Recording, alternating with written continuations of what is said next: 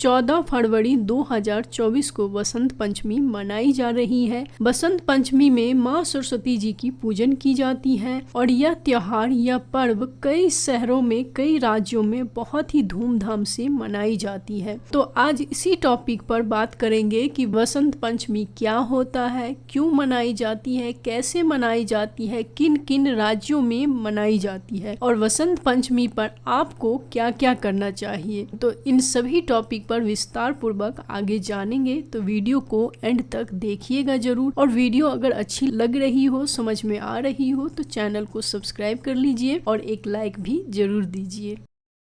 हर साल माघ मास के शुक्ल पक्ष की पंचमी तिथि को वसंत पंचमी मनाई जाती है। भारत में इस दिन से वसंत ऋतु का शुरुआत होता है, आगमन होता है। इस दिन को माघ पंचमी भी कहा जाता है। पूरे भारत में बसंत पंचमी का पर्व बहुत ही हर्षोल्लास के साथ मनाया जाता है। इस दिन माँ सरस्वती की पूजा करने का विधान भी है। साहित्य, शिक्षा, कला इत्यादि के क्षेत्र से जुड़े लोग वसंत पंचमी के दिन विद्या की देवी माँ सरस्वती जी की पूजा, आराधना, अर्चना करते हैं। आइए जानते हैं कि आखिर वसंत पंचमी का पर्व इतना फेमस क्यों है, इतना महान क्यों है, इसे क्यों मनाई जाती है और इसकी प्रचलित पौराणिक कथा भी बताएंगे। तो चलिए सबसे पहले बताते हैं कि बसंत पंचमी क्यों मनाई जाती है। वर्ष की सारी ऋतुओं में वसंत को सभी ऋतुओं का राजा माना जाता है। इसी कारण इस दिन को वसंत पंचमी भी कहा जाता है। इस दिन से ही शीत ऋतु का समापन होता है और वसंत ऋतु का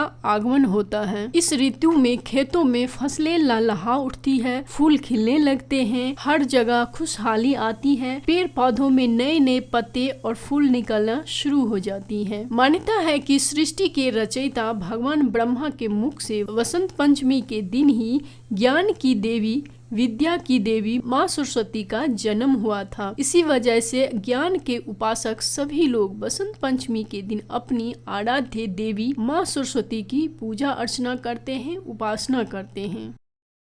वसंत पंचमी की पौराणिक कथा। वसंत पंचमी को लेकर कई पौराणिक कथाएं प्रचलित हैं। मान्यता है कि सृष्टि रचयिता भगवान ब्रह्मा जी ने जीवों और मनुष्यों की रचना की थी। उन्होंने इस बात का ध्यान रखा कि वातावरण बिल्कुल शांत हो, उसमें किसी प्राणी की वाणी न हो। यह सब करने के बाद भी ब्रह्मा जी को संतुष्टि नहीं मिली। सृष्टि की रचना के बाद से ही उन्हें सृष्टि सुनसान और निर्जन लगने लगा। तब ब्रह्मा जी ने भगवान विष्णु की अनुमति ली। उनकी आज्ञा से अपने कमंडल से पृथ्वी पर जल छिड़का। कमंडल से धरती पर गिरने वाले जल से पृथ्वी पर कंपन हुए और एक अद्भुत शक्ति के रूप में चतुर्भुज यानी कि 4 भुजाओं वाली सुंदर स्त्री प्रकट हुई। इस देवी के एक हाथ में वीणा और दूसरे हाथ में वर मुद्रा होती है, बाकी अन्य हाथ में पुस्तक और माला भी थी। ब्रह्मा जी उस स्त्री से वीणा बजाने का अनुरोध किया। देवी के वीणा बजाने से संसार के सभी जीवों को वाणी प्राप्त हुई। इसके बाद से देवी को माँ सरस्वती कहा जाने लगा।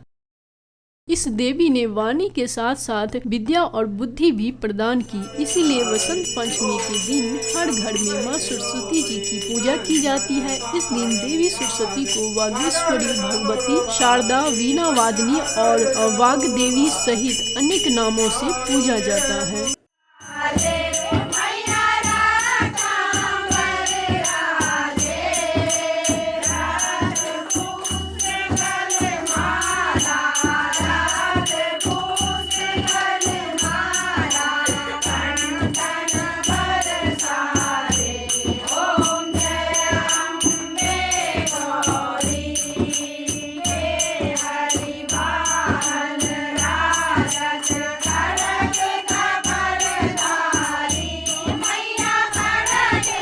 तो इस वीडियो को मैं यही एंड कर रही हूँ। अगर वीडियो समझ में आई तो लाइक शेयर जरूर कीजिए। चैनल को सब्सक्राइब नहीं किए हैं तो जल्दी से सब्सक्राइब कर लीजिए। फिर मिलती हूँ एक नई वीडियो के साथ। तब तक के लिए जय माता दी, जय माँ सरस्वती, जय माँ वीणा वादिनी।